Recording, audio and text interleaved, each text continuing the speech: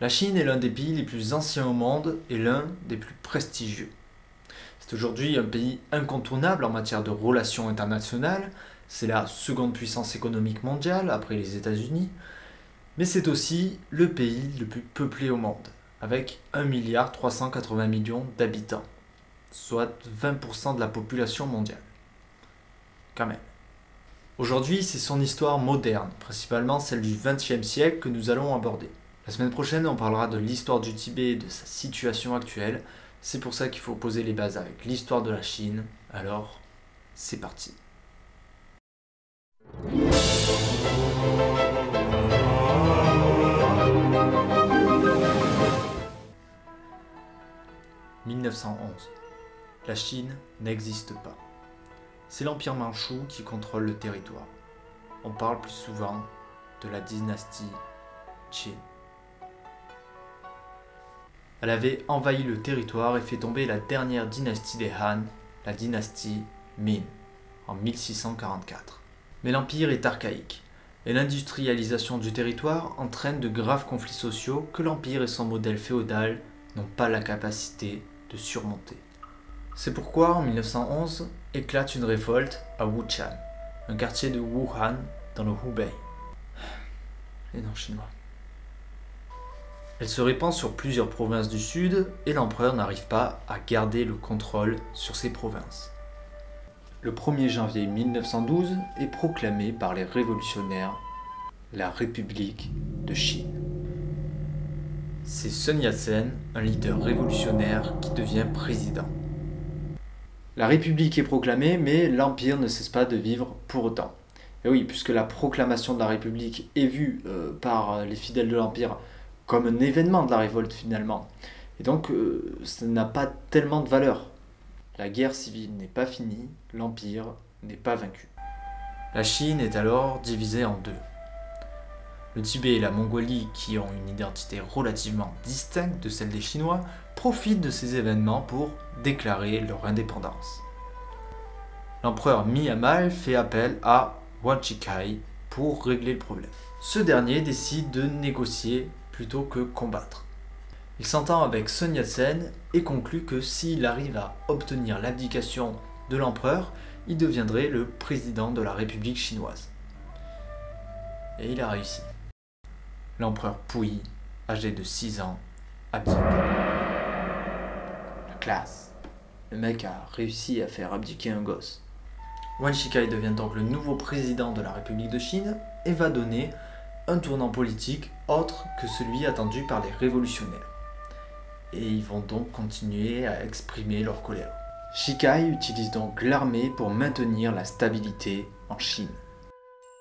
En février 1913, le Kuomintang, parti républicain, gagne les législatives. Mais le leader du parti destiné à devenir Premier ministre est assassiné sur ordre de Yuan Shikai. Oh dis donc, super ambiance! Shikai va même en 1915 faire une petite mise en scène. L'Assemblée, qui est alors sous son contrôle, va lui demander de rétablir la monarchie et de prendre le titre d'empereur.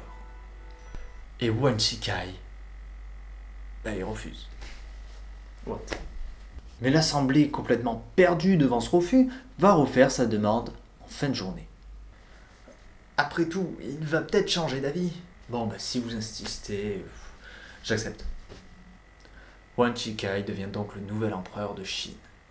Et là, attention, les républicains ne se laissent pas faire et une nouvelle guerre civile commence. Yuan Shikai décide donc d'abdiquer en 1916. Tapette. Et alors qu'il voulait renforcer la stabilité du pays, il a foutu un beau bordel le bougre, puisque commence la célèbre guerre civile opposant les seigneurs de guerre.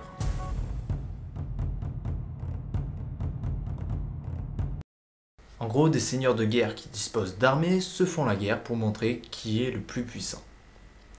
Il faut savoir que pendant l'Empire, il n'y avait pas d'armée nationale. La sécurité de l'Empire était assurée par des clans fidèles à l'empereur. Ces clans gouvernaient des régions de l'Empire. Et en fait, après la chute de l'Empire, le pays est complètement désuni et les clans se font la guerre pour avoir le pouvoir. La Chine républicaine est composée de deux partis. Le Kuomintang, le parti nationaliste, et le parti communiste. Depuis 1916, Sun Yat-sen a repris la tête du Kuomintang. Sa politique est animée par un désir d'unification du territoire et du peuple. Il forme alors une coalition avec le Parti communiste chinois et ses principaux leaders comme Mao Tse-tung et Zhou Enlai. Ces derniers intègrent d'ailleurs l'administration du Parti nationaliste. Sun Yat-sen devient tellement important qu'il est aujourd'hui considéré comme le père de la Chine moderne. Mais Sun décède en 1925 et nomme Wang Jingwei comme successeur. Un nationaliste de gauche favorable au maintien de la coalition avec le Parti communiste. Cependant, cette succession est contestée par Chiang Kai-shek, un militaire qui impose de plus en plus son pouvoir. En 1925, il devient le commandant en chef de l'armée nationale révolutionnaire et amorce une lutte ferme contre les seigneurs de guerre en 1926. Il instaure alors un régime autoritaire et écarte les communistes du pouvoir.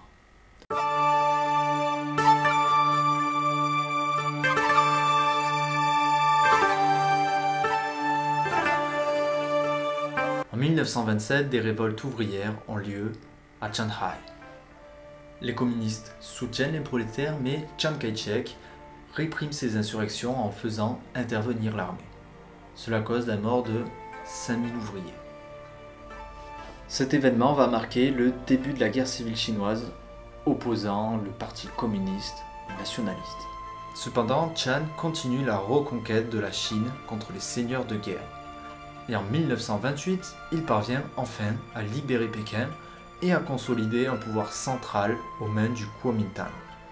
Mais ça ne suffit pas. Le peuple remet en question la capacité du parti nationaliste à diriger. Car en 1931, les Japonais veulent satisfaire leur ambition impérialiste et débarquent en Mandchourie qui échappe au contrôle de la République de Chine, car elle est aux mains d'un seigneur de guerre. Le Japon s'en empare. En 1932, le Japon déclare la Mandchourie indépendante en créant le Manchukuo.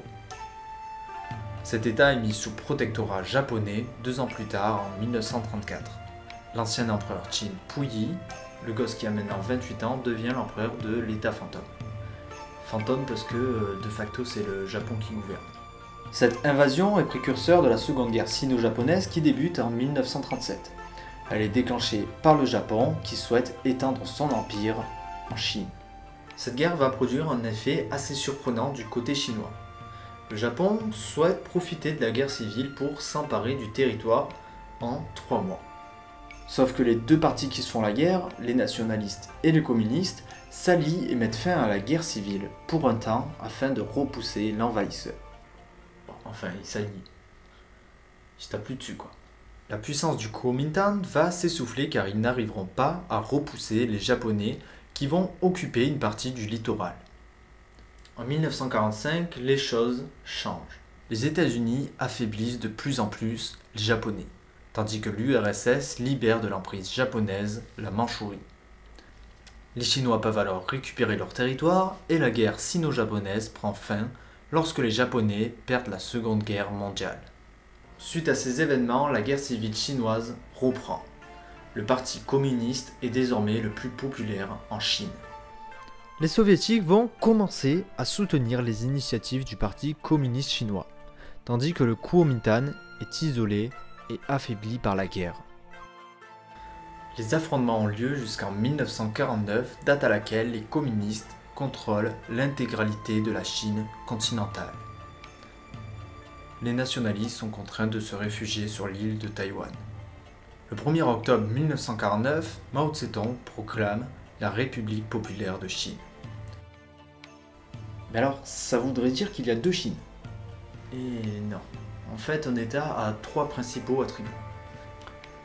Sa population, son territoire et sa souveraineté.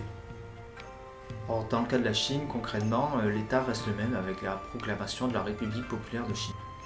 Le territoire est identique, sa population et sa souveraineté aussi. Alors le problème ne doit pas être analysé comme la confrontation de 2 États, mais plutôt de 2 gouvernements. Puisque quand Mao proclame la République populaire de Chine, il ne proclame pas un nouvel État, mais il proclame un nouveau régime politique avec une nouvelle constitution. On pourrait le comparer en France avec le passage de la 4e à la 5e République. En théorie, le peuple change de régime politique. Dans les faits, le cas de la Chine est différent puisque le gouvernement nationaliste ne reconnaît pas le nouveau gouvernement, donc le gouvernement communiste, et en plus il garde un territoire revendiqué aujourd'hui par la République populaire de Chine. Et bien du coup, quel gouvernement représente la Chine? Eh bien au début, pour les Occidentaux, ça va être les nationalistes qui continuent de représenter la Chine. La situation va être analysée comme une guerre civile où la République populaire de Chine serait une organisation d'insurgés qui ont pris le contrôle d'une partie du territoire. Une grosse partie. Et qu'étant donné que le Kuomintang continue d'exister, il est le gouvernement légitime de la Chine car il n'a pas été renversé et de plus il continue à exercer un pouvoir sur son territoire, en l'occurrence à Taïwan. Donc c'est les nationalistes qui ont un siège à l'ONU. Sauf que vous le savez, aujourd'hui, le gouvernement reconnu c'est celui de la République populaire de Chine. Et ce depuis 1971 où l'ONU reconnaît la République populaire de Chine comme seul représentant de la Chine. Donc finalement, aujourd'hui, la confrontation entre la République de Chine et la République populaire de Chine est toujours d'actualité. Et d'un point de vue de droit international, la situation n'a pas vraiment changé puisque, selon les États, et pour beaucoup d'États, il n'y a officiellement qu'un seul État chinois, et c'est la République populaire de Chine. Taïwan n'est qu'une organisation rebelle qui résiste. On peut voir ça comme une région séparatiste, même si c'est beaucoup plus complexe. Mais bon, dans les faits, il y a clairement deux États.